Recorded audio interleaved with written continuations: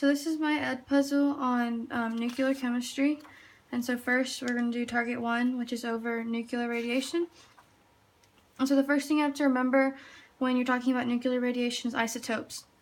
And all isotopes of an element have the same mass, but they have different number of neutrons.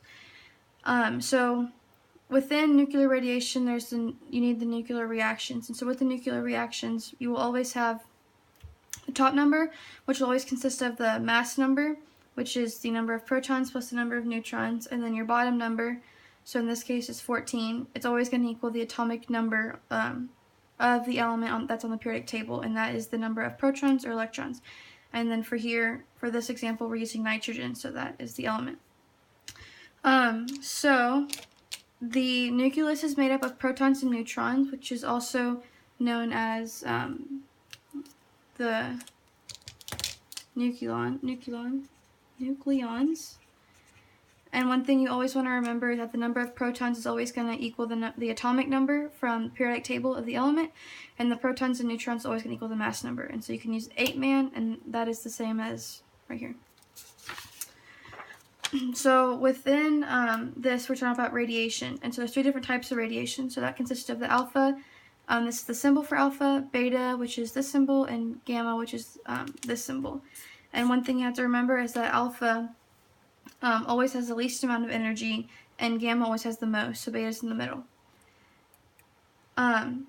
So with radiation, there's also charge, and so the radiation can be separated by their charge. And so alpha particles are positive, so they attract to the negative fields, and beta is the opposite.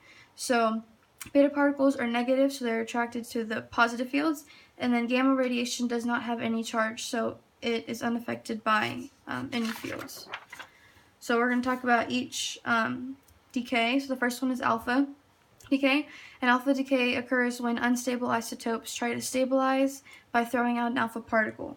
And alpha decay is made up of 2 protons and 2 neutrons, and this is those 2 symbols for alpha decay, and an example on how to determine if it was alpha decay. The next one is beta decay, and there are 3 different types of beta decay. A beta particle is the same thing as an electron, and so here is the 2 symbols for beta decay, so you can use either one. So the second type of beta decay is the beta emission, and it looks like this in a chemical equation. And then the last one is positron emission, and this is the symbol. So the only difference is that it's positive one instead of a negative one, unlike the other ones. So next is gamma radiation, and alpha and beta decay produce energy, and then they're released as gamma rays. So you would use 0 and 0. So instead of how the other one had 0 and 1 and 0 negative 1, you just use 0 and 0. So that's the end of target 1. Next is target 2, which talks about the nuclear equations. And so first, we're going to talk about balanced nuclear equations. So the total reactant's mass must equal the total product mass. And then another one is total reactant charge must equal total product charge. And so here's an example for that. So the nuclear reaction for alpha decay. So we're going to use the example of uranium-238. And so with this, you do, since it gives you uranium-238, you put 238 on top with the uranium symbol. And so you have to find the atomic number, because that goes in the bottom, so that's 92. And then you break it down with alpha decay. So you do the 4/2, because that is the symbol you use for alpha decay. And then you have to solve the rest. So 238 minus 4 is 234, so you always put that on the top, and then 92 minus 2 is 90, and you find out what that atomic number, what element it's for, which is this, so that belongs there. So that is how you determine that. So for beta decay, there's the 3 different types. The first one is beta emission. And so for the example for this, for the emission, you always use the 0 over with a negative 1 on the bottom. So you would have to figure out with this, you have to find out how it equals to this. So you would do, since there's 234 on top and there's 0 here, it's still going to remain 234. And then with the, you have to do negative 1 plus 91, which equals 90. And you have to find out what element that is on the periodic table. The next one is the positron emission. So it is the same thing as the emission, the beta emission, except instead of negative 1, it's positive 1. So this is how you would do this one. And then the third one is the electron capture by aluminum 26. So with this, you do the 26 with the aluminum, and the atomic number for aluminum is 13. So you add that to the beta emission, so the 0, negative 1 with this, the sign, and then that is going to equal to 26 and 12, because 13, you do 26 and 0 is 26, 13 minus 1 is 12, and then you have magnesium, because the atomic number of magnesium is 12. The last part is the nuclear reaction for gamma decay, and gamma decay, we're going to do an example for this one. When it gives you the little m, that stands for metastable. So for this, it gives you this element 99. So you're going to do that here. The atomic number for this element is 43.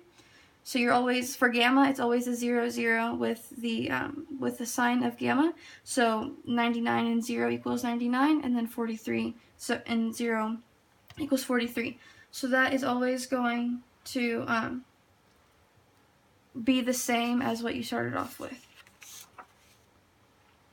Next target is target 3, which is talking about half-life. And so first part is every radioisotope has a specific rate of decay. And that the specific rate of decay is measured by their half-life, and which is the amount of time it takes for half of the sample to decay into new elements. And the half-lives of isotopes range from billions of years to fractions of a second. So when you want to calculate half-lives, there is 2 different methods you can use. There's the formula and the logic. So first I'm going to go through the formula. So the formula, you're always going to do y equals a times 1/2 with the exponent of x. So in this formula, the a always equals the starting amount that you were given. X, the exponent, equals the number of half-lives that were given, and y equals the final amount. So in this, it gives a little example, and it says, starting with 10 grams, how much is left after 3 half-lives? So at this, for the a, you're going to plug in your starting amount, which was 10 grams, and you're always going to keep the 1/2, and you're going to put the exponent of 3, because that wants to know how many is left after 3 half-lives. You calculate that, and your answer would be 1.25 grams. So that is the formula version. The logic version, you always divide the starting amount by 2 as many times as the number of half-lives. So in this case, you're going to, when it says divide starting amount, you're going to divide 10 by 2, so that equals 5. And it says as many times as half-lives. There's 3 half-lives, so you're going to do the division 3 times. So 10 divided by 2 is 5. Then you take the 5, and you divide it by 2, which equals 2.5. Then you take the 2.5 divided by 2, which equals the 1.25. So you get the same answer for both. The changing of an atom of one element into an atom of another element is also known as transmutation.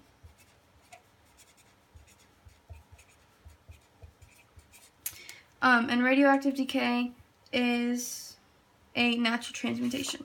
So that is the end of target 3, and the last target is target 4, which has to do with fission and fusion. So fission is the action of dividing or splitting something into 2 or more parts. So you're always going to be breaking it apart and taking apart from what you originally have. And so instead of alpha or beta decay, they break into 2 smaller atoms, which are called daughter products.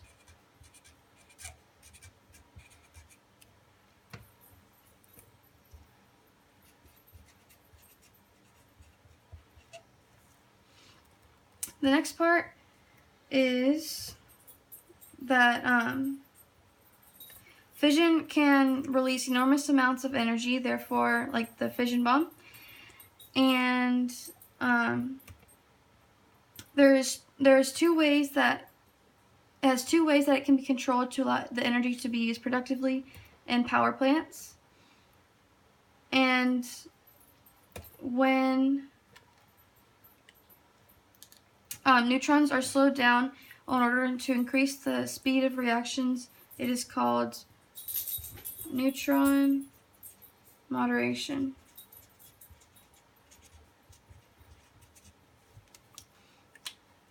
Next, to manage the speed of a reaction so that it does not get out of control, nuclear power plants use coolant or like water and control rods. And water and carbon are used to slow down neutrons to control and continue the chain reactions. Another definition that you would need to know is that neutron absorption decreases the number of neutrons to prevent reactions from going too fast. So that was fission, now fusion. So fusion occurs when the nuclei combine to form a nucleus of greater mass that releases huge amounts of energy.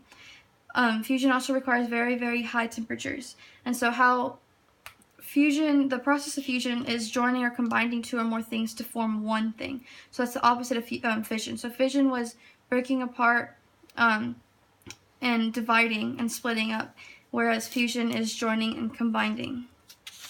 And that is the end of my edpuzzle, and I got all of my information from the 4 Nearpods that were given to us in class.